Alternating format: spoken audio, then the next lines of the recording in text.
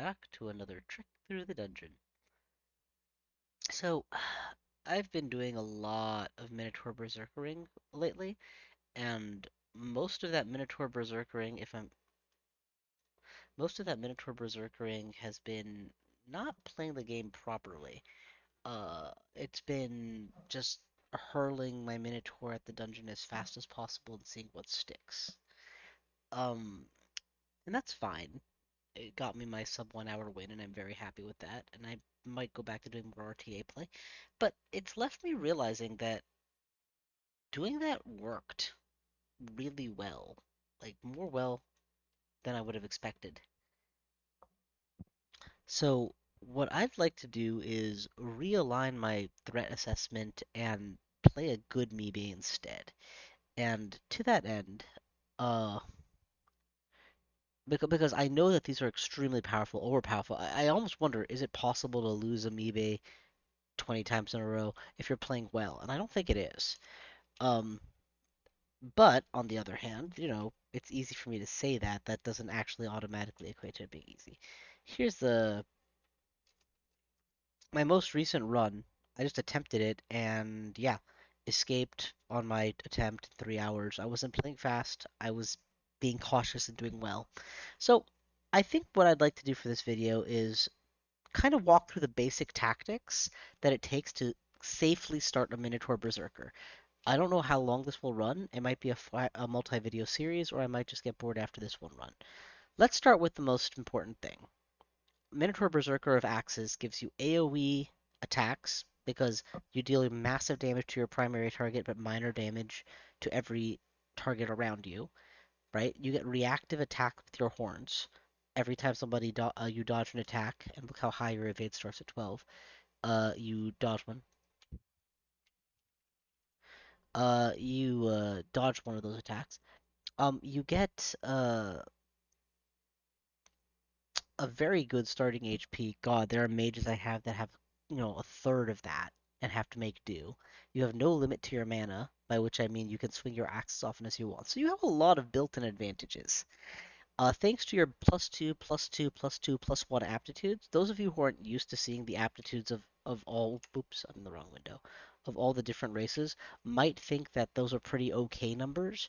But you have to understand that the vast majority of crawl characters have zeros or even minus ones on average across the board.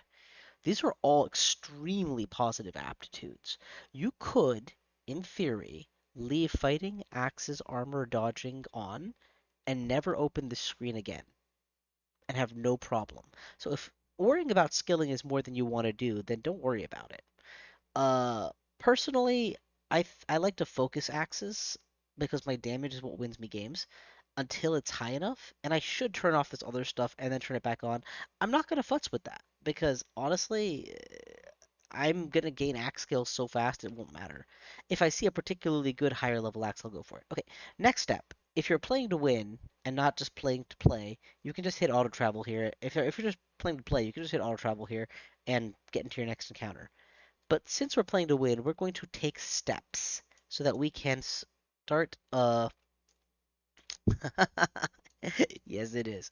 We're going to take steps so that we can reveal the map bit by bit. Okay, we have a back wall here, so nothing is going to attack us through here. This is the latest version of the game. Monsters do not continuously spawn on floors like they used to. So we now have a place to retreat to. Just philosophically, that's how I'm thinking of the floor. We're gonna open this door, peek around.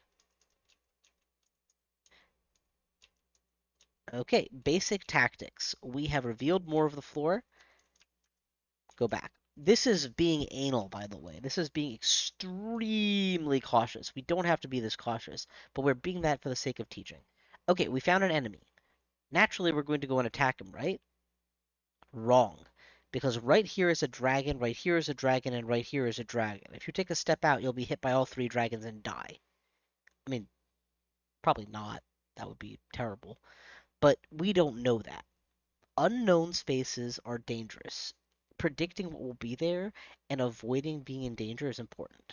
The best possible scenario for us is to fight that guy one on one with no reinforcements. So we're going to take a step back, close this door so that he can't start shouting that, hey, I see a guy, and continue to retreat, break line of sight, and now wait for him here. Now he's come to us completely alone. Technically might have been better to go back this way since we could get ambushed here, but whatever. I'm going to let him come to us here. If I take a step towards him to attack, I'll approach him and he'll whack me first. I want first whack. As we all know, whacking first is the way to win. So let him approach me. In this situation, I could berserk and become 40, 50-ish% faster with my attacks and gain a bunch of HP, but that costs piety, so I only want to do that if I need it. And in this situation, buddy, I don't need it. So we're going to attack now at last. So note what happened. I hit him. He missed, so he took more damage. This is the Minotaur advantage. All right, we're good. Let's start traveling out, right? Wrong, wrong. We need our health back first. So hit auto rest until you're back to full. This is basic tactics. This is what I'm trying to express and teach. If you see an enemy, your first instinct should be to back off. There's an enemy, back off, back off, back off, back off, back off, back off. Now I'm being way more pedantic. I'm acting like I'm on a 99th win streak and I don't want to lose that badly. Instead of just I'm playing a game and I'm probably just fine. So, okay, enemy over there. I have two choices. I can back off. I can shout, I guess. I'm just gonna wait till he notices me. There. I'm not gonna go all the way back here again because this is far enough. We're like 2 screens away from any potential enemy.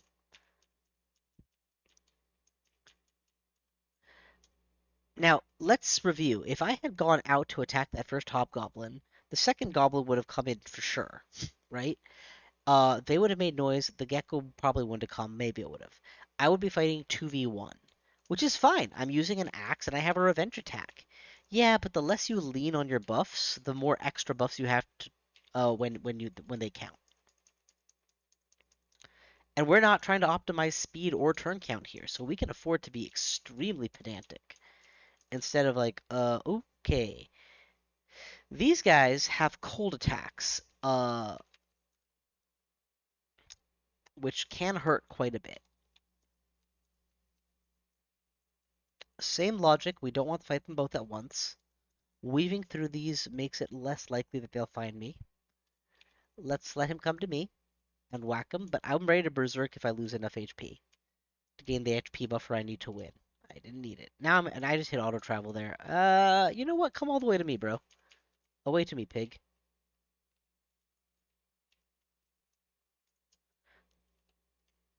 All right, another point. Notice how I tend to prefer areas that have 1 or 2 points of ingress as much as possible. I don't want multiple enemies attacking at once. I don't want them seeing me at once. I don't want them ambushing me at once. All right, we got our potion. Definitely pick up throwables as you find them. Your preferred throwables are probably are probably javelins and poison needles. A couple curaries for tougher situations. You're not gonna always find your preferreds, and that's fine. Also, we're just gonna wear the biggest armor we find over and over and over until we find plate armor, and then we're gonna stop worrying about it for a long time. I feel like we've explored this area pretty far in. Let's see if it connects back to the other. Oh, there we go. Let's see if it connects back on this side. Oh! No matter how carefully you play, sometimes you're gonna type too much, you're gonna get multiple enemies. That's fine. We are equipped to deal with it.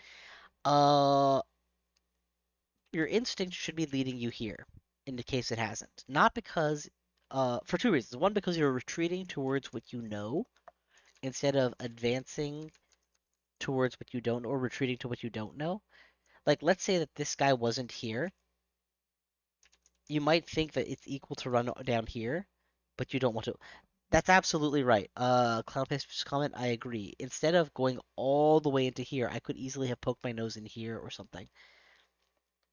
But in any event, now that we're in this situation, the reason I'm going to go straight north, one is it's because it's towards what I know, but two, and more importantly, it forces all my enemies to come at me in a single line. They can't multi-attack me, and it maximizes A, the ability to attack them all, but B, remember those throwables I picked up? 40% to hit, 50% to hit, 30% to hit, 40%. Let's just hit them all. This is why we pick up the random junk we find in the dungeon. If you remember to use it and when to use it, it can make quite a difference. Notice how I'm not throwing a javelin at that dog? It's probably optimal to do so. I just don't care that much. I mean, I'm going to wreck him. It doesn't matter.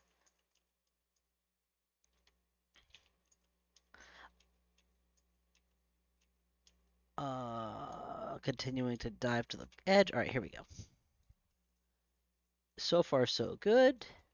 So far, so good. I don't like how far deep I feel I am right now, which is why I keep trying to connect what I know to what I know. Excuse me. All right, we are doing great. Let's head back here. Come to me, boyo. All right. I'm going to turn off my tactics brain and just quickly clear this floor because this is going too slow for my comfort. And this is something that I want to express as a learning point. Knowing and building your instincts so that you know when you can afford to play sloppy and when you need to suddenly bring your brain back online and focus is huge. It is hard to maintain nonstop focus for a full 3 to 6 hours of crawl. Um, you really want to get in the zone at some point where your brain knows what to do without your hand talking to it.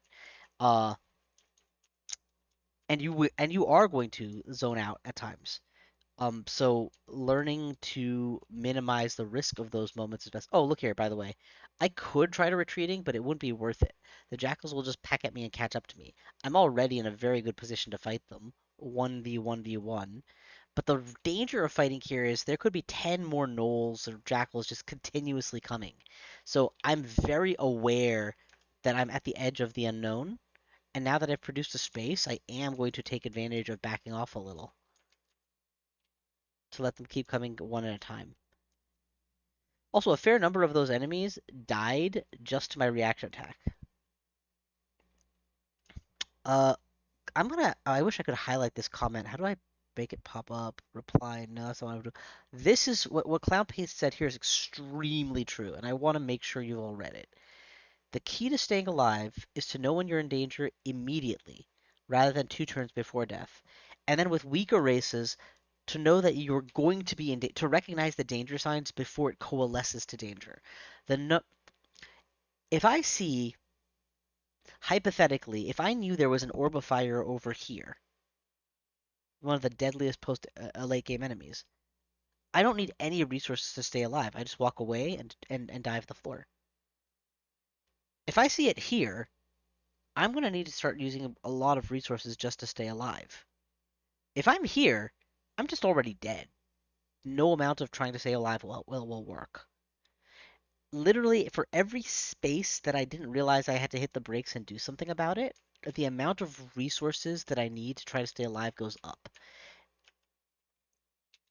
Another example, if you see a centaur at full health at full screen and immediately start trying, by the way, tactic, blocked vision, they can't all come at me at once. They don't even know I'm here. That snake came late. Second, they can't fight me all at once. They would have had to be smart enough to try and flank the long way. They're not that smart. They funneled. So this was a 1v1, a 1v1, and a 1v1. Imagine if one of them was freezing me while the other constricted me while the other hit me with the club. Even if I kill them, and I have the axe, so I still win. But you know, that makes the fight a lot worse. Ooh, we gained the first ability. Okay, rewind. Uh, if Centaur is at screen and you recognize the danger, you can immediately just use a wand of charming or paralysis on it, and or sorry, I didn't mean a Centaur. I meant a Hydra. You can use those and have a decent shot at neutralizing the threat. But if it gets all the way into melee with you before you realize you're in trouble, then you need to use an attack steroid or something that's going to really help you win the fight. Uh, and if it starts hitting you before you realize that you're almost dead, you need to use a blink scroll. So the later you waited, the more resource you had to use up that you couldn't use later. All right, our floor is completely cleared. Next tactic that I want to teach, triple dipping. I don't usually do it. but that's because I usually have a pretty strong idea when I'm too weak and when I'm above the power curve and when I'm below it. So we're just gonna use it so that y'all can see how to play. Okay, where's the exits on this floor? What is the shape of this floor? Where is the known and unknown? Well, my known is these four tiles, and my unknown is everything.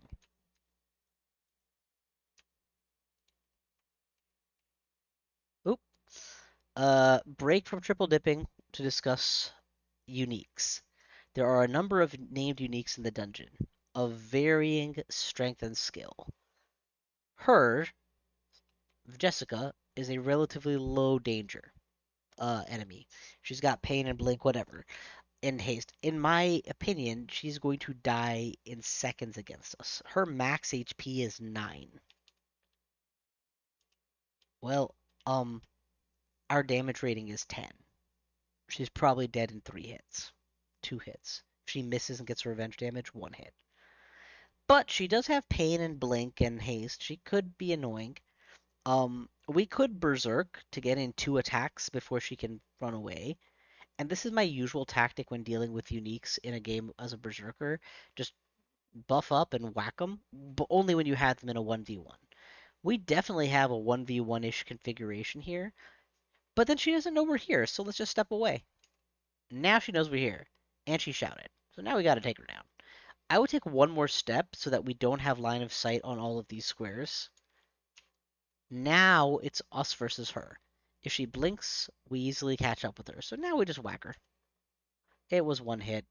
That feels a little uh anticlimactic. Anyway, okay, triple dipping. So now we have some sense of the layout of the floor. Let's go back upstairs. Capital X and the greater than sign will jump you to every exit quickly. You'll notice how one of them has a star, the other doesn't. They're telling me which stairs I've seen the downstairs of and which ones I haven't. Now, if you use the square bracket, it will show you which stair it goes to. So, if I saw a Hydra right there, I would know that there's trouble. You could, but I generally want to wait until I have a fairly good shot at guessing the ID scroll. So I want to have like a 3 or 4 stack. I usually hold off on scroll reading for like a couple floors. You could make the argument either way though. The ID game is not what it used to be, and I was trained on version 0.9, so my instinct could be wrong on that one actually. Okay. So now that we've figured out how to jump these, what stops me from going down here? The answer is nothing. Now I have a very strong sense of the layout of this floor, right? See how much difference that made. Now, why does it matter? Let's say that I had been step, step, step, teleport trap, boom. Before I triple dipped, I would only have one direction to move. But after that, I know that I could just go up here and I'm good. So it vastly improves my reconnaissance of the floor. Also, when retreating to the known and retreating to the unknown, it gives you one more set of knowns. If there's a danger here, I can immediately go back upstairs. Hmm. Okay, if you're building your instinct, this should make your hair go up a little bit when you walk out and you're wide open on every side. To give you an example of what this could look like if it went bad, you take a step, you see an orc. You start backing up, but an orc priest or an orc wizard comes from here or here. Now you're getting smited for 20 HP while retreating, and once you finally get to a retreat, you're going to have to fight all 3 of them. You'll win, but that's why in a wide open entering from a closed area to a wide open layout should make you nervous. That doesn't mean that you can't win it. Just make you nervous. Look how quickly I go back to hugging these tunnels, where I'm much more comfortable being a hulking minotaur of madness. Again, always try to lure fights into a 1v1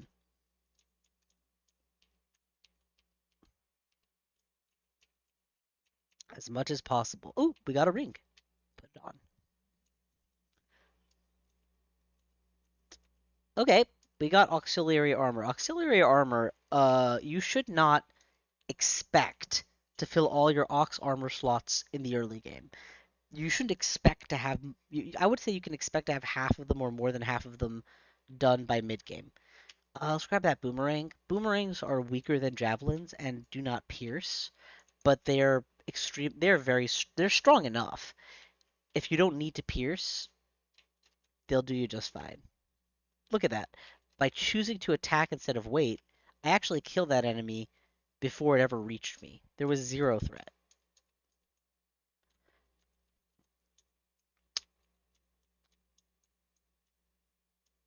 The burden of trying to play optimally is that you have to play extremely methodically and slowly. Ooh, yay! We got what we like. Poison darts are amazing. There are a lot of enemies in the game that are extremely tough, but not very dodgy. So hitting them with 5 damage over and over and over is easy, but that 5 damage keeps getting reduced and they take a long time to die. Those enemies, you love to poison them because the poison over time plus the damage adds up a lot faster. And they're powerful, slow, and sluggish enough that they can't get away. See how I'm like always staying within line of sight of those stairs? So even if I see the most horrifying thing, I can just back off. Come here, boyo. Honestly, the way I'm playing is more appropriate for a Naga or a Barakim or something. Some extremely slow and vulnerable species.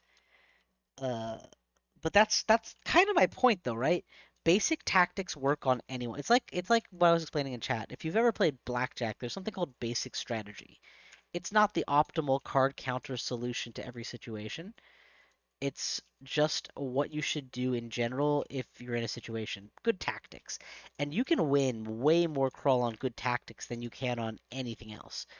Okay, we got our first decent armor the whole dungeon. Oh, if you guys don't know this, you can hit Control F and search the dungeon to find stuffs.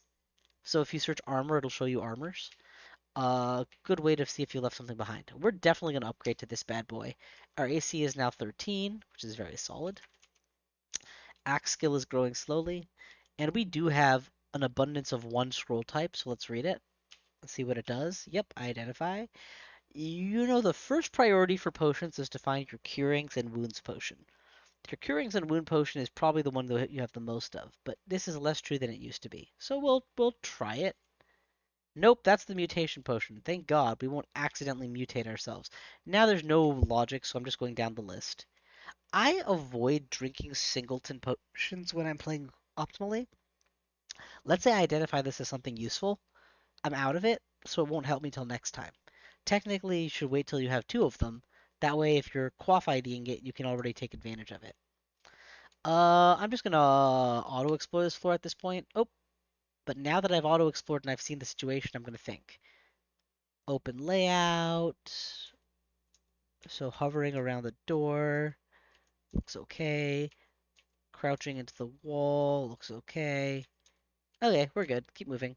Oh, Sigmund! Hey guys, we found our first deadly unique. Sigmund is extremely dangerous. Let me pull him up. Sigmund does one of three things to make your life miserable.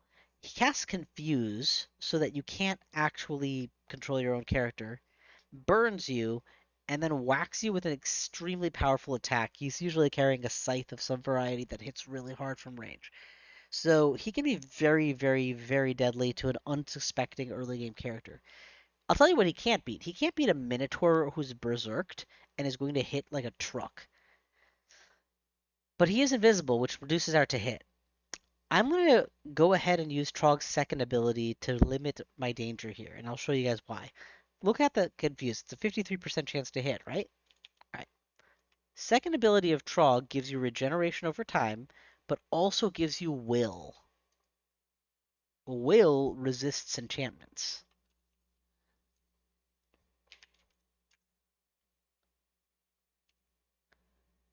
His Confuse just went down to a 3%. Our mind is our own. Now, we could still die from two really bad throw flames or a couple bad magic darts, so we're not out of the woods yet. But we are in a much better position. He was invisible. He's going to come around this way or this way, right? We're in the open. We can't narrow him down.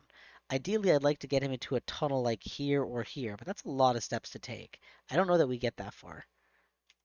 Um, I think we go for it though. All right. So if we've made it this far, he's probably right on our tail. We could leave, or we could stand our ground. And I'm inclined to stand our ground here, honestly. Let's throw a poison dart in this direction and see if we hit him.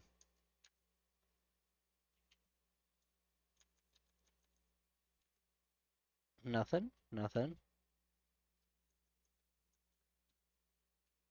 I wouldn't do this on an average character, by the way. On an average character, I'd be very happy to get out of here. Okay, we're still missing. I don't know where he is. Oh, there he is. We're good. We're going to step towards him, berserk, and finish him. Berserk at this skill level, at this point in the game, puts you so far above the power curve that it's as if you were 4 levels deeper into the dungeon in your growth. It's not showing. Yeah, my attack speed is as if I was already at min delay with my weapon, and my damage rating is 11, right? Once the berserk wears off, my attack delay is 1.5. So I am very, very vulnerable after a berserk. You always want a berserk only when you're confident how it's going to start and how it's going to end. If you start a fight berserked that you can't win, you may die, or more likely than die, use up precious resources getting back to safety. Let's drink one of our twos to see what the second one is. Well, we don't need to drink more of those. That was degeneration. Don't worry about that stat loss, by the way. It's a minor inconvenience. It'll all come back in no time. Okay, we saw a kobold. Whack it. And now we just auto travel to finish this. Okay, how far in are we on this run? Holy cow, it's been a half hour and we've only done 2 levels. This is like the opposite of a speed run. But I guess that was the intent. Um, how many people are watching? Are there any questions that I have not answered? It doesn't look like we have a bunch of people watching, so that's fine. Feel free to post questions in the comments, by the way. I will try to keep this updated and answer as much as I can. But let's go on to the next floor. Um, am I in the wrong window? There we go. Poke around a little bit, reveal a few tiles. Poke around a little bit, reveal a few tiles. Up, triple dip.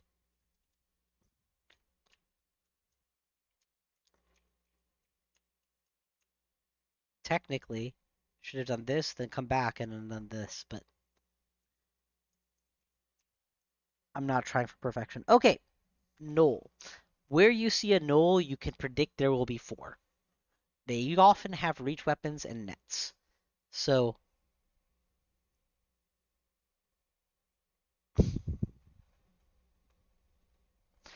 yes, I agree with Clown's advice. I don't read unknown scrolls on unknown floors because getting teleported or becoming vulnerable can be a problem, and you can't be confident that something won't come in.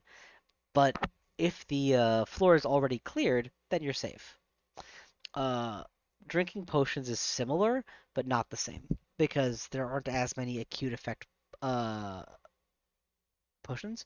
Still, you could get lignification, you could get potion of attraction, so you're better off test IDing items on cleared floors. Back to the knoll. Because he can come in packs, you want to know that what your plan's going to be when that happens. I have javelins I can hurl at him. That's good. If I was a spellcaster, I could like try Mephitic Cloud or something. But in this situation, 1v1 is fine. 1v4, I'm probably okay. But I'd rather fight that fight when I can safely retreat. So we're going to immediately head back to my retreat spot. And that is out of window. We're going to immediately head back to my retreat spot. All the way back. That was a typo. Okay, there's only one of him. That's really good. We win 1v1 easy. I'm going to try to do this without berserking. There we go. I was very happy to berserk if I needed to save piety. Another thing I want to point out here is, oh, there's the second one. Like I said, they come in packs. I'm standing my ground here because I don't want to take attacks of opportunity running, and because I know he'll be dead before the next guy gets here. But then I immediately continue my travel back to the stairs. Okay, pause. Notice how my HP is at 36. You could keep attacking until you're low enough and then Berserk. But Berserk doesn't give you a buff to your HP based on your max HP. It gives you a buff to your HP based on your current HP. So the logic generally is if you are going to Berserk, do it soon. I'm going to Berserk now because let's say hypothetically he lands me an attack for the full amount of 12 and drops me to 24. And then I Berserk, it'll buff me right back up to 36. Better to use it now. Now if he hits me for 12, I still am at 43. Also, he died just just trying to attack me. Next point. Don't stay here. Run. You are weakened and berserk. Oh, wait, was there an enemy coming? Oh crap, there was an enemy coming. Weakened and berserked. So go upstairs and sleep it off. Get stronger. And make sure that your minus berserk is cleared before you go again. That enemy could be a pain because he's gonna hit us when we come downstairs. You just have to know that as a null, you're not. I'm sorry, as a minotaur, you're not afraid of that. You're way too strong to be afraid of that kind of damage. Where'd he go? Okay, that one can throw nets that catch you. So generally, you have to assume retreat's gonna be slowed. Break line of sight, retreat. Break line of sight, retreat. Break line of sight, retreat. Now I'm comfortable. Why don't you come to me? Poison darts, very effective against this slow enemy. And just whip it. Whip it good. I just auto-traveled on a tutorial video. I am eternally ashamed. That was not what I was supposed to do. Anyway, whatever. I survived. Moving on.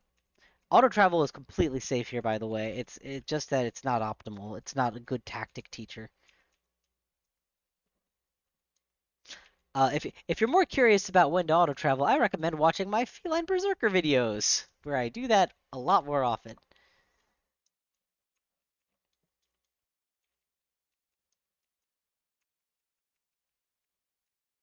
Easy fights, no need to be elaborate in retreating. So our power has grown dramatically since we started the game. Our attack delay is used to be 1.2, which meant about 20% of the time enemies got a free hit every time we attacked. They got to hit twice. Now, it's 1.0, so that shouldn't happen, which is a significant improvement. And that's just because we're trading axes. A better player, a better tactic would have done this. Only trade axes, get it to that delay immediately, and then start turning on this other stuff. We're keeping it simple by intentionally just leaving it all on. Come to me, boyos.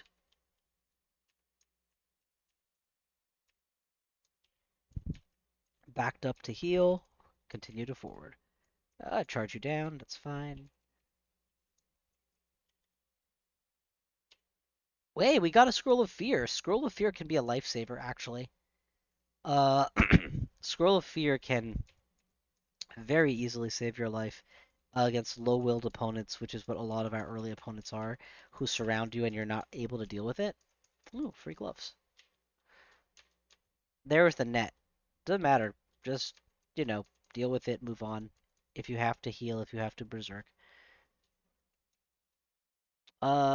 We've gotten most of the outside of this level safely explored and picked off a lot of enemies.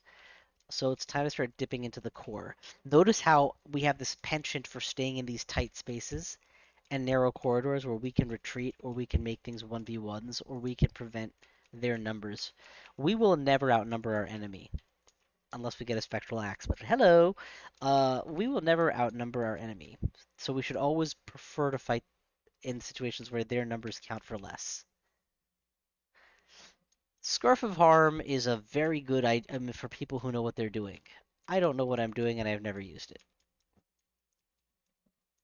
Joking aside, Scarf of Harm, or any harm ego, amplifies damage towards you so much that it increases the risk of dying to a burst of damage. Pause. This is actually a tactic you need to know. Dealing with snakes. 101. Do not berserk into a snake. Start with Trog's Hand before berserking. Trog's Hand will regenerate your health faster than the lowest tier of poison will lose it.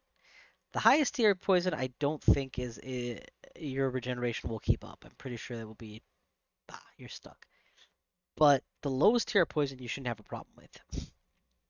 If you berserk, and the snake gets a couple good shots in, you'll be lethally poisoned and unable to cure it, unable to do anything. Now, against these pathetic snakes, not so big a deal. And you can berserk before the fight starts and have a huge HP pool. But the mistake is to do what I'm about to do, where I can win this fight, attack, and then it hits you. Attack, you're poisoned, and it hits you. Attack, you're heavily poisoned, and it hits you. And then you berserk. No, no, no, no. You berserk to get enough HP, but you're still dead. It's going great, man. Crawling is going awesome. So instead, if you must be in that situation, first turn on your regeneration, then berserk. In this situation, of course, we just win and then we recover the poison. So, you know, not an instructive fight, just an instructive example. All right, next floor. You could make the argument that you shouldn't read these because you're technically waiting for ID scrolls so that you can make use of them, or the doublings that I've argued before. But scrolls, you can think of it this way. I'm gonna pull my unknown scrolls list. I think it's there. Which of these scrolls would I be happy to read? Which would I be sad? If you do not read a scroll of acquirement when you have one, you will be extremely sad you didn't read it because it could have redone your run. It could have helped you a lot early on. It could have given you something to save you. So this is why we generally want to read ID scrolls, right? Now, which are we wasting? Well, we're not wasting amnesia. We're not wasting amnesia. We're not Okay, which are we wasting? We are wasting a blink scroll if we read it, and that is the one that we're very sad to waste. We're kind of wasting a brand weapon, but we do get its value until later, which is good. We're definitely wasting butterflies, because that's a survival tactic. These are not wasted, they just get put onto something. We'll get better use later. Fog is a waste. Immolation, who cares? We didn't need it. Noise, who cares? We didn't need it. Poison, who cares? We'll get a better one later. Revelation is a waste. But we only need these so rarely in the game that it's okay to waste it. We'll have another one by the time we need it. Ditto for silence, right? Ditto, torment and vulnerability, same. We're only very rarely going to care about vulnerability in this run to pair with wands. Teleportation, yeah, no, we don't want to waste it, but it's common. We'll get another. So read IDing these has no deleterious effects, could high roll us a value, and there aren't a ton of things that we're worried about wasting. Quaff IDing, on the other hand, if you drink mutation, you can have teleportitis and lose the game. It doesn't happen that much, and on a Minotaur it's surprising how much you can deal with, but theoretically, you don't want to accidentally drink mutation. A single heal wounds or cure wounds can save your game. You don't want to waste that, right? uh, Lignification is like a one-up in some situations. When you're being attacked by 4 and you just need to stand your ground a little longer. You don't want to waste that. Potion of Resistance lets us resist fire and electricity and ice early on. You don't want to waste that. A lot of these are great one-time use. You don't want to waste that. So you might not get another in time situations. And the mutation is a big negative. If I'm going to read an ID scroll on something, it's going to be on the potions. At least until I have curing, heal wounds, and haste in my pocket. After that, and mutation. After that, maybe I switch over. So, in for a penny and for a pound, let's look for an acquirement scroll. That was a poison. And by the way, pause between each read, because if you cast butterflies and then immolation, you can take about a bazillion fireballs worth of damage. So, actually check. Oh, it just happened. It just happened. If I had done butterflies into immolation, every one of those butterflies would be tagged that if they die, create a fiery explosion. And they would explode their neighbor, and this whole area would have been a firestorm of death. So, I'm glad I didn't do that. I'm very glad I took a pause between each. Silence, mandatory pause. Noise, while there's no one here to hear you scream. Hey, teleport scroll! This is why we didn't go downstairs to do this. Brand new unknown floor, and now you're in the middle of nowhere. Amnesia, which will be useless in this run. Okay, we had a giant stack of nothing in our inventory.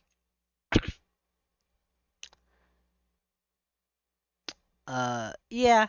I'll be honest, said, after playing a bajillion Winnotor runs, I got used to it. But you're right, it is frustrating to do that in lose the thing you had value. Orcs at this point in the game are so far beneath our power level that I actually don't feel the need to place carefully around them. Notice that they're grayed out in terms of power level, so that's the game's hint to you that they might be beneath your dignity. I could stand my ground, let them come to me and attack, but I'm actually going to step into them and whack them all at once with my axe.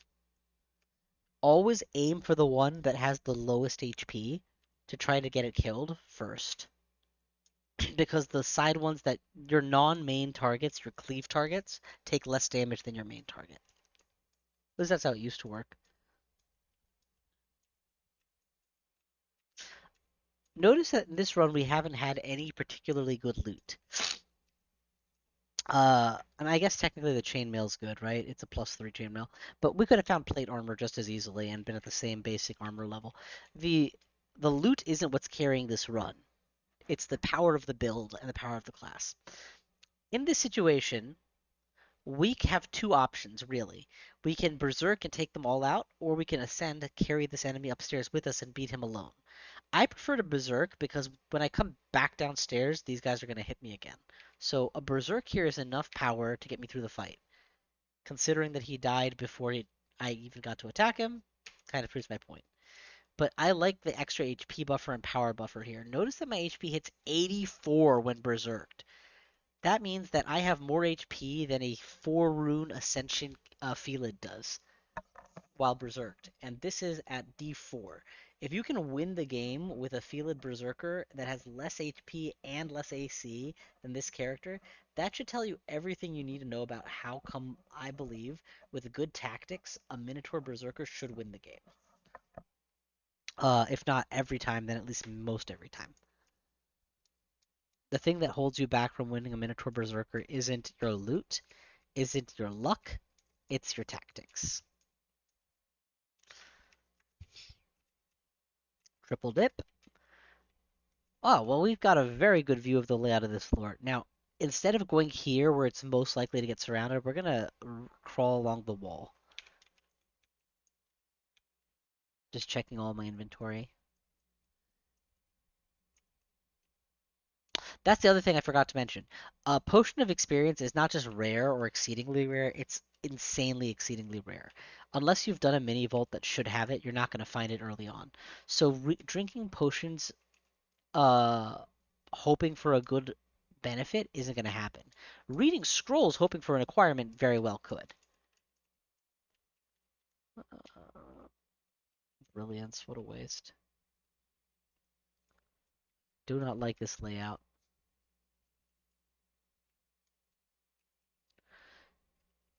Notice that hugging the wall means that at least half the squares around me are protected, as opposed to being in the middle where everything is vulnerable.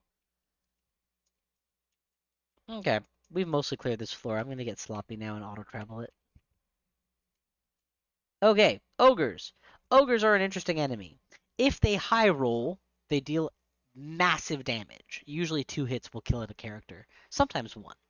If they don't high roll, they are a nice big chunky sack of HP with virtually no defense that is super easy to take advantage of. So that's crawl for you. You're trying to do low XP, you get an experience version. So here's what I do with them. If you're playing optimally, keep your distance like we've been teaching. Try and land poison early and make them walk the full distance poisoned. But when you have to fight them, 3 Berserk. That way, if they land that whack of lethalness to you, it just brings you down to your max HP. And probably you just win. For non Minotaur characters, there's obviously a lot of different things you can do for ogres, and need to do for ogres to stay ahead of the curve and win. But for a Minotaur Berserker, honestly, every enemy in the game, you have a ability that hard counters them. It's called Berserk. Dig Wand! Wand of Digging should be considered notice, by the way, that my basic tactic is the same. Hug the stairs, watch my HP bar, get into 1v1s, retreat to the unknown, retreat to the known to recover, win. Notice how I actually took the time to go upstairs before healing?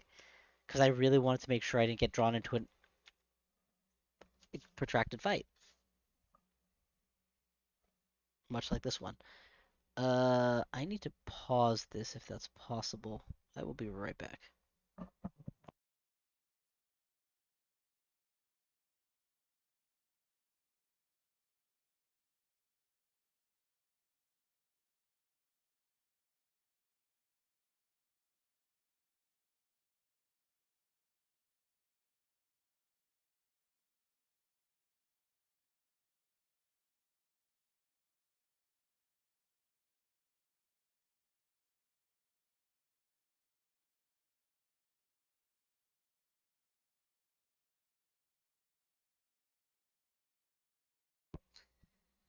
All right, we are back. Uh, what was I just thinking? Yeah, so just like that, if you had been over here recovering, and then the jackal comes, and then you're recovering, and then the thing comes, your recovery gets interrupted. It's not good. Going upstairs to recover guarantees that I come back to the full tank. Uh, by the way, are my audio levels still okay? I just muted. I'm hoping it came back okay.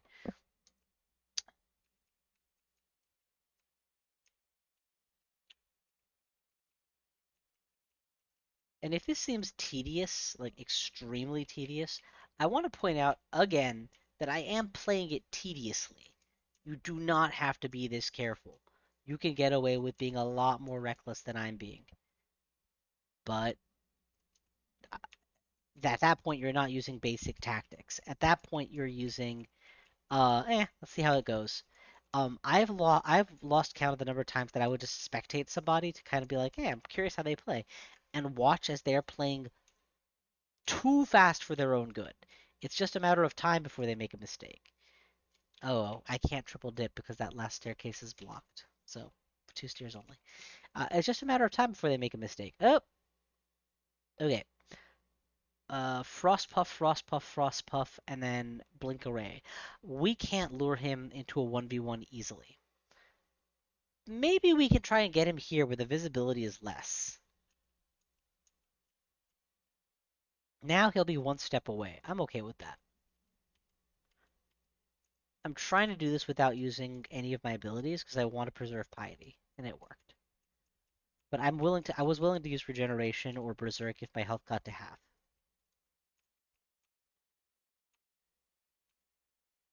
Okay, we've got a lot of enemies coming. We are outside of weapon reach. No point closing the door because they'll just open it again. If we go diagonal up and to the left, we may maximize our space from them.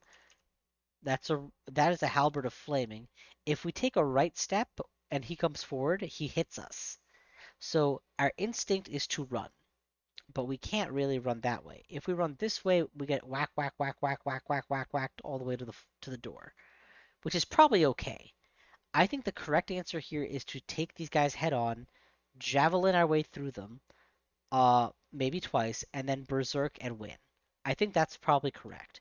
If we try that and it fails, then we haste and run for it. So let's do it. Javelin through them. Oh, alternative tactic. We could read poison, fill every area with poison clouds, close this door, but then we're stuck in a cloud of poison. Yeah, that doesn't help us. Okay, cool. Let's kill them all. Why don't we just win? Okay, there are more of them than we thought. Now we have to run. So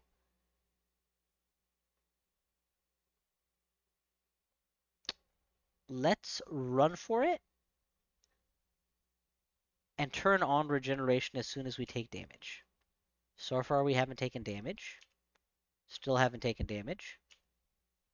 Okay, we made an air gap. We're gonna make the stairs with no difficulty.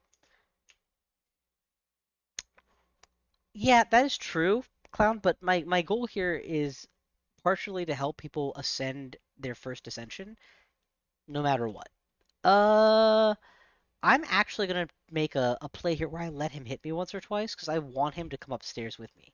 I need to thin these numbers out. Well, he died in one hit. See, this is the problem. This is what Clown's point. I'm playing an extremely overpowered build. That should not have been so easy. That should have taken multiple attacks. I should have taken half my health as damage, but instead it's just like, oh, bam, you're dead. Well. Great. Any other access came in the dungeon? No, okay. Now, look before you leap. We are walking into a poison. We are walking into a knoll. That's probably fine. Let's go for it. And Berserk, kill, kill, run. Do not walk around while Berserk. The formula for how long you stay Berserked, basically, just to give you a horse sense, if you attack, you you lose 1 point of time. If you kill, you gain a point of time. If you walk, you lose 2 or 3 points of time. So even a single step can vastly decrease the amount of time you will get to stay berserked.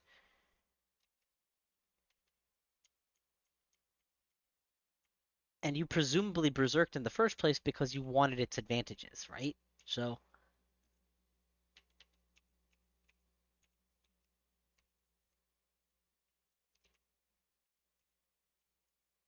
why are you so scary? I'm not used to seeing you guys scary. Oh, a wand. Well, let's get around here where he can't waste those charges, whack him, and take the wand for ourselves. Wand of Flame is has always been in my mind a useless wand, and I'm beginning to learn now where it's useful. It's useful for imps, specifically cold imps. It's extremely useful for eels, which we will get to later. But eels, okay, we finally get an interesting scenario for the first time. Shafted 3 floors. Now, you will get shafted when you play crawl, and when you get shafted, you might think game is over. You would be wrong. We are going to apply basic tactics like crazy. The way you survive being shafted is, remember, all your resources are lost when you die, so try not to wait until you die to use them. Second, uh, feel afraid of open space and comfortable in closed space. Okay, this is bad. I don't want to charge him because gnolls never come alone. There's going to be more of them. I don't know anything else. How can I make sure it's a 1v1 for when the 4 of them come? I'll give you 5 seconds to think about it. Pause the video. Unpause when you're ready. 3, 2, 1. The answer is the dig wand. Dig wands. Oh, yep, correct. Dig wands near an edge wall let you make narrow tunneled pathways. Using 2 charges, you can even break line of sight. It is entirely possible that we dig through here and there's another wide open space. We don't know what's on the other side of this wall. But usually that's not going to be the case. And even if it is, at least we know now we can work on our next plan. Probably drinking haste and running for it. But I consider haste a rarer and more valuable consumable than I consider dig wand. So I'm more happy to use a dig charge here. Watch, we're going to go through all this trouble. It's just going to be one knoll. But no, knolls travel in groups. So dig our way out. Perfect. Now look, we're very happy to fight him in this hallway where we're going to get 2v1'd with a pike axe at most, or a pike arm at most. But the other nice thing is look how deep he is. Even if he shouts for help, it's probably not going to be heard all the way over here. And now, anytime we fight an enemy, we have a safe retreat spot. Oh, there's the party. And this is exactly why we have a dig hole. We're going to turn on regeneration probably just to maximize our survival. But first off, what do we have in the way of things that we can hurt them with on the way in? That's good. That's good. That's good. I'm waiting on the javelin throw to hit multiples. Multiples. If he attacks from full distance, then his allies aren't coming to us. That's even better. All right, he's dead. Now his allies will come to us. All of this made possible by a grant for making a tunnel. You realize that if we hadn't taken this route and we had charged into the unknown to attack him, we would be ganged on by 1, 2, 3, 4 gnolls with poison weapons, probably, or whatever, all at once right now. We could have lost the run if we hadn't taken the time to feel afraid of being in the open and finding corners and corridors. But because we felt afraid in the open and we've kept trying to find corridors, this is the result. And now all their loot is ours, which unfortunately looks like nothing that we actually want or care about. That's fine. Are we big boy enough for a war axe yet? No. Eh, 1.1 delay is bad, but doubling my damage is good. I think I will. I think I will make this decision, but I'm gonna ditch dodging training for a little while just to focus on getting this axe where it needs to be. I'll turn it back on later. All right, we have an upstairs. Remember, we're triple shafted, so be ready to retreat back downstairs. Our safe bubble is downstairs right now. Hug the stairs. Hug the walls, hug the stairs. Don't ever get more fight. Hubris has killed more crawlers than any other enemy, except maybe Sigmund. Do not ever, ever, ever get overconfident just because you are super powered. Ideally, we want to leave that shaft hole available so that we can direct an enemy to it that would otherwise be too much for us.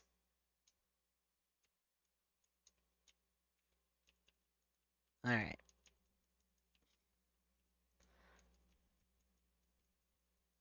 Again, something I want to point out is that we are playing a Minotaur, and Minotaurs are so powerful that, to be blunt, I could probably full clear this floor without difficulty.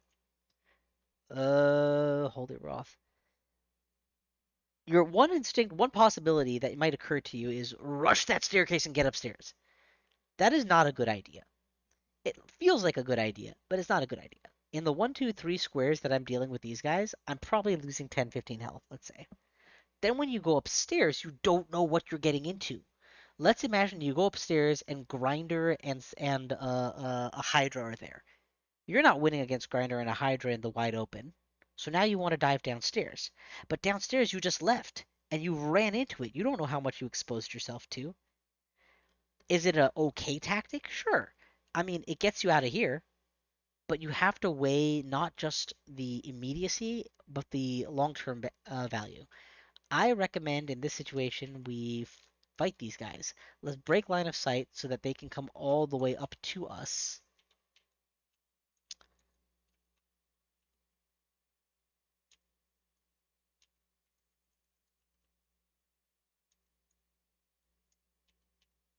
Always 1v1 as much as possible. There, by the way, did you notice that was 2 wizards, 3 orcs, and a imp? So if I had bullheadedly charged into here, gone up, I would have been fine. This is another lesson. The I would have been fine will happen 70, 80, 90% of the time. Hell, I've won a speed run because I would have been fine happened often enough. But remember, if something is lethal 10% of the time, that does not mean it is safe. Sorry, if something is safe 90% of the time, that doesn't mean it's a safe move. It just means that your brain will be trained to think of it as safe when in reality, 1 out of 10 times, it kills you. And for an uncommon situation, that might be fine. But for a common situation, like should I just jump up that staircase, that 10% will happen on average during a run. And then you'll be dead or out consumables or whatever. So know what your high risk and low risk scenarios are and minimize and maximize accordingly.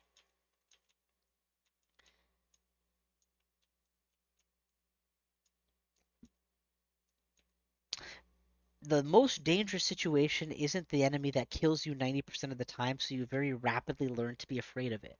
The most insidiously dangerous situation are the enemies that almost never do anything to you, so you don't realize that you're rolling the dice with your tactic and you didn't need to be.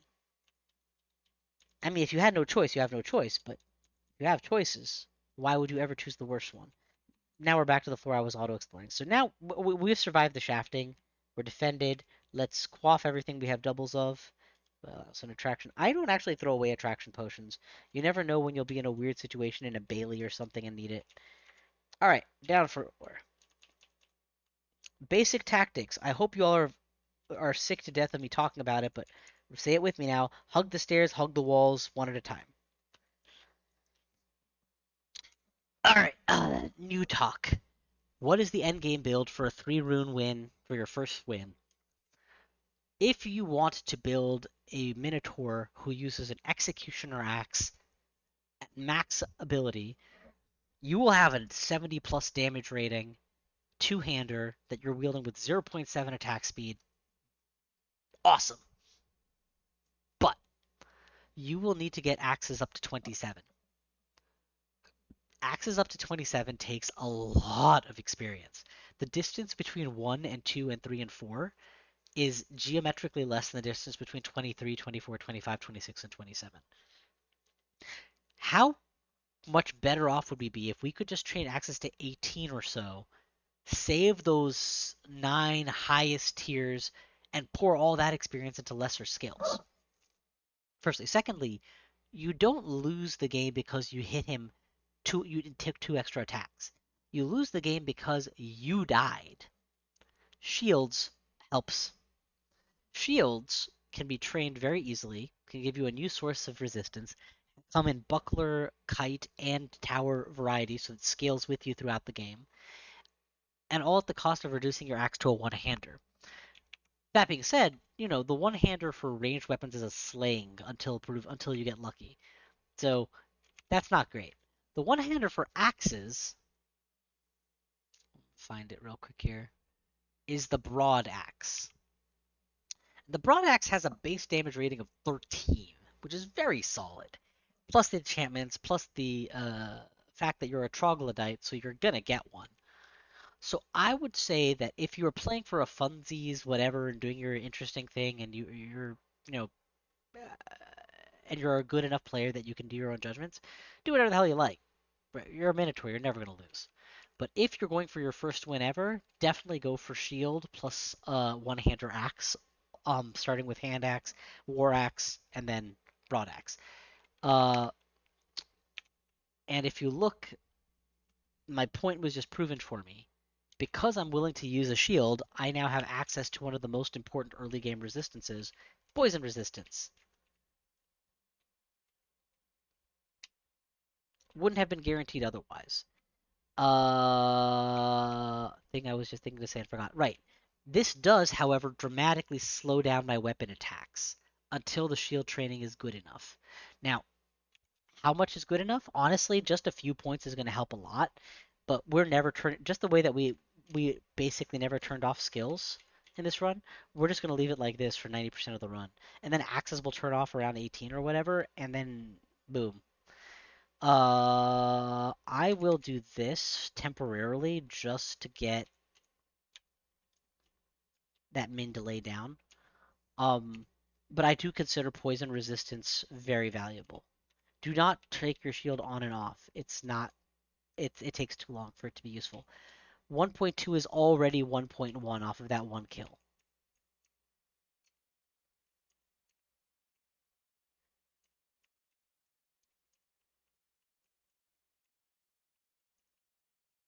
So far, so good.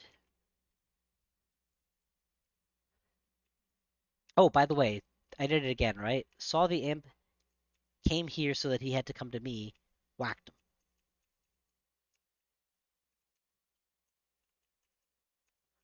Even when I'm playing suboptimally and using auto travel, I'm still playing optimally. We would prefer a buckler right now because kite shield is a little above our skill, but that's okay. Like, that's okay. Auto travel a bunch. God, I am definitely doing a bad job showing off tactics here. Don't do as I say, not as I do. Don't auto travel. Walk carefully. But joking aside, when you have the floor 90% cleared, yeah, auto travel the rest of it. It will keep you from hating yourself and wanting your run to end before you. There we go. Level cleared. Start again. What's downstairs from here? Nothing. So we're fine. Whack 'em. Poison resist. Very happy to have you. Honestly, a big part of why poison resist feels so valuable to me is it's very easy as a Minotaur to lose half your health, berserk to get it back and win the fight that you were halfway to winning. Um, and poison resistance makes that tactic far safer.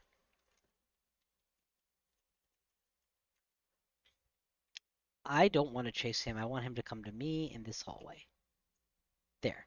Now I will berserk because I can't afford to get electrocuted too much. I need to secure that fight. Hide in the known to recover. Axes and shields. ID scroll. Potion of resistance. So now we have a solution to those pesky electricities. Let's triple dip. We already did you, thank you. Courtesy of that one dig, one charge. This is a terrible engagement. We're getting peppered from range. There's a vampiric trident coming at us. Leave. In fact, you can hit capital X lowercase e over and over and over to mark a square as excluded so you don't accidentally auto travel to it again. I'm excluding that staircase. That's a terrible spot to engage. But I am going to tiptoe towards it because none of those monsters, and I'm even going to TT to shout, because none of those monsters individually is very scary. So if I can convince them to come to me when I have a safe retreat built in, see how I made him come to me because he has the trident, and now I'm going to pull him upstairs, where his power counts for nothing.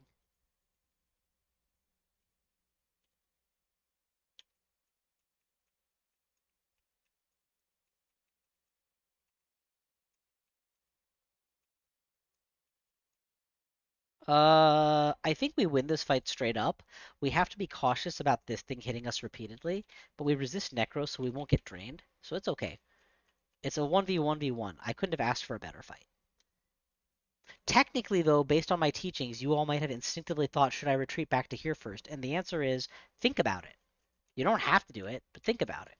I think the attacks of opportunity we take are worse in that situation. Another clue that you might have had is to look at how the enemies' names were all grayed out because they're already beneath our dignity.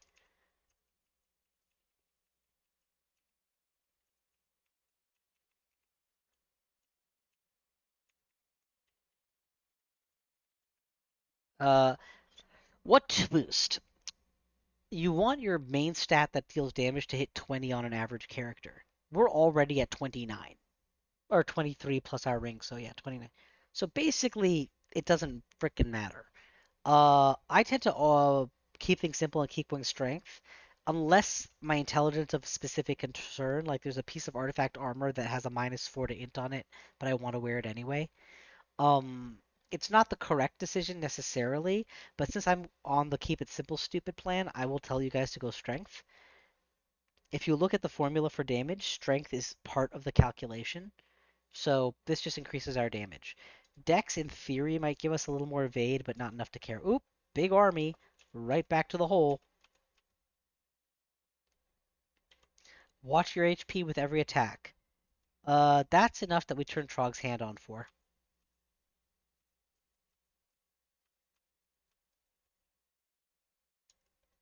We did okay. Did okay. Why not Berserk? Because we only saw two out of that crowd. So probably we win the fight against these two, and then the next show up while we are unberserked. That would have been a riskier prospect. Still okay, but I would rather use the regeneration and HP than the berserk. If you don't know how for sure, or for mostly for sure, that you're going to be able to close out a fight, then don't berserk the fight. We have a ring of fire. We need to remember to put it on in situations where we need fire resistance, but not permanently because minus RC is bad. Wand of Light, excellent. So our consume. I'm breaking my own rules here, but that's because I'm used to my Winotaur. I know threat assessment wise that I can take all 8 of those guys by myself with no help. But let's do the correct thing and come to the hallway and restrict it to 1v1s. Grr. They're so far beneath my dignity, I could have just held down the tab button and won the fight. Come at me, monkeys.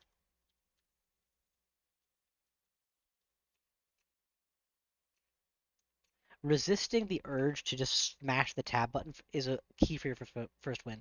This guy can poison very easily, so let's get him here and turn on regeneration early so that we, well, it didn't matter, but if it had mattered, if we got paralyzed, it'd be nice that we were gaining HP back with each attack that he did. Next floor. I actually will stand my ground here. I want to kill these bees, and oh, not anymore, I don't. You guys can come upstairs with me. We'll come back and deal with him later. I think that we're okay to take him on. Let's pre-Trog's hand, enter, let him approach, because I want to stay on this stair, pre-Berserk, and then wreck him.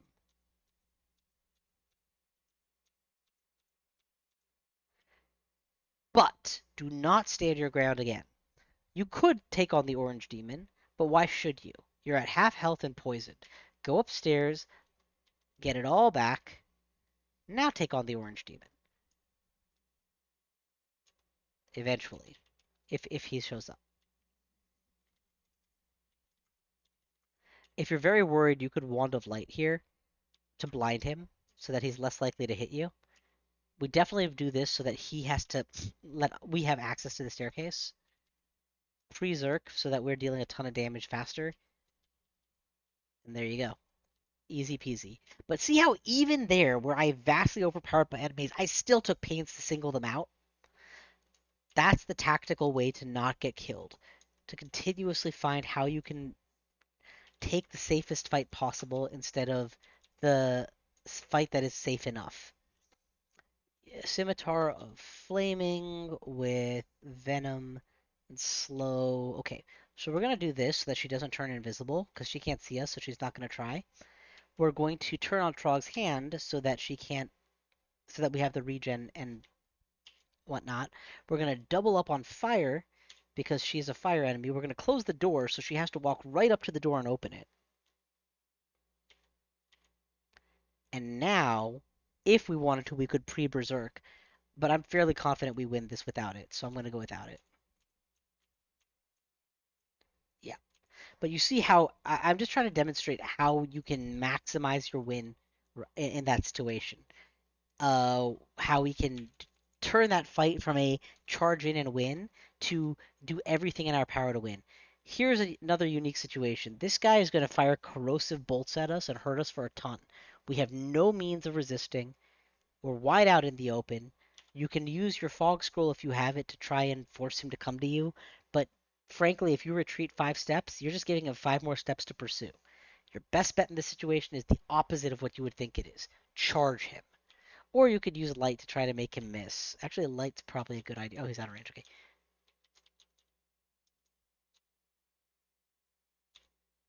See that corrosion?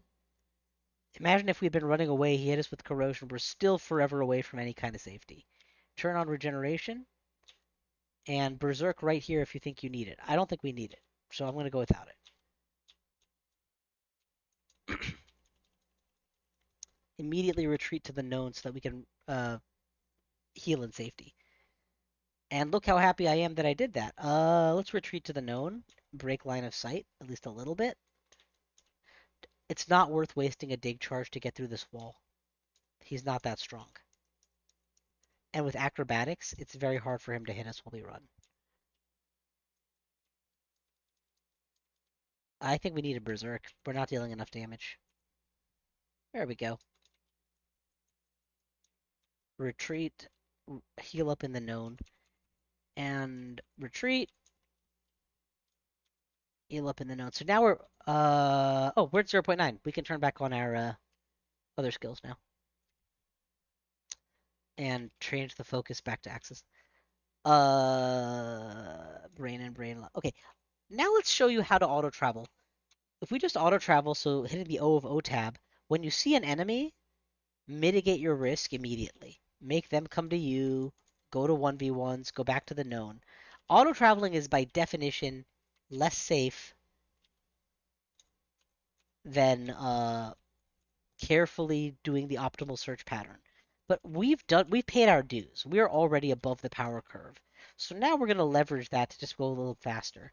But whenever I'm O-tabbing, I'm hitting O, then I'm looking at the situation, deciding if I need to make it safer and how to make it safer. In this situation, going all the way towards my safe retreat. That's plate armor. I'm pretty sure plate armor is actually not better than my +3. Yeah, my AC remains unchanged, so I don't actually need to pick up raw plate just now. Okay, so in this situation, pop quiz, what is the correct decision? Forward a square and close the door? Forward all the way to him and attack? Nah, do this. He's going to come all the way up to us with his ranged weapon, not fire once, and now literally present himself to us like a buffet. Best of all, if he has buddies, we didn't take them all on. Hey, come here, monkey. Kill hole. Kill hole. And now that we're done being careful, just O-tab again. The way I like to think of O-tabbing is you might O-tab into, or you might auto-travel into a dangerous situation that you wouldn't have if you had walked, but the price will not be your death. The price will be a consumable. And that's okay. I'm willing to burn a teleport scroll and get out of it in favor of the 90% of the time where I don't have to. That's a lot of yaks. We definitely need to berserk kill them. We're not going to be able to win that fight heads up. Um, I think what we do here is we walk towards them, let two of them come upstairs with us, butcher them, and then go and find them again. Okay, Steam Dragon. Very irritating because that steam can deal a lot of damage, more than you would expect. Actually, I'm a high AC character, so it's not as big a deal, but my low AC characters hate him.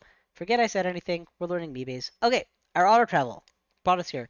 I see the stairs behind me. I see a doorway. I have my plan. Come to me in this doorway, please. Actually, this doorway, so my retreat is even easier. If they ever get more than 2v1, I will back off. And I have a back off right here. Well, they didn't, so we win. Floor clear. Okay, I do need to go. My time's up. I think this has been a fun vid for everyone, and I hope it's been useful. Before I go, let me. When I play a Minotaur Berserker just to try to win, I stick with Axe the whole way, even if a better weapon presents itself. That's admittedly a controversial tactic, because to train up my Demon Whip, I would have to start maces and flails from zero. At least that's my understanding. Because whichever is the highest helps the other. It's not like a cumulative effect. I think maybe I'm wrong. I thought cross training meant that half of this goes to that, or half of this comes to this, but not every bit counts. If I'm wrong about that, then yeah, you could definitely make the argument. The reason we prefer axes for our first win is because the reason that we prefer axes for our first win in general is because crowd control is a big deal for beginners. As much as I'm working hard to stay 1v1, think of how many times I've been 2v1 and 3v1 in this game. It's a couple. If a bad player or a new player is getting into those situations more consistently, the axe will generally do more for them. Alright, memorize. If you see an electric eel and you don't have the health, do everything in your power to get out of range, because electricity will kill you. But if you have the health, flame. Because that eel is being damaged by the tiny little puff of flame and the smoke. And then when it moves out of the first smoke, it wasted a turn, so you hit him again. And if you're attacking across a bunch of water, the steam clouds block his electricity, so he has to walk at you. So you get free hits, free defense, and post damage. That's way more than that Wand of Flame will ever give you against any other target for your whole game. You'll end your game with 100 puffs of flame not used. So think of Wand of Flame as your answer to eels. God, I could just do this forever. I need to stop. Um, Please, let me know if this video was useful, if it was helpful to you, blah, blah, blah. I will potentially continue this teaching run at some point, but maybe not. I don't know. We'll see. My hope was to get an S rune before, calling this tutorial complete. So, um, we'll see. But I do have to go. Thank you all for watching, and I will see you guys next time.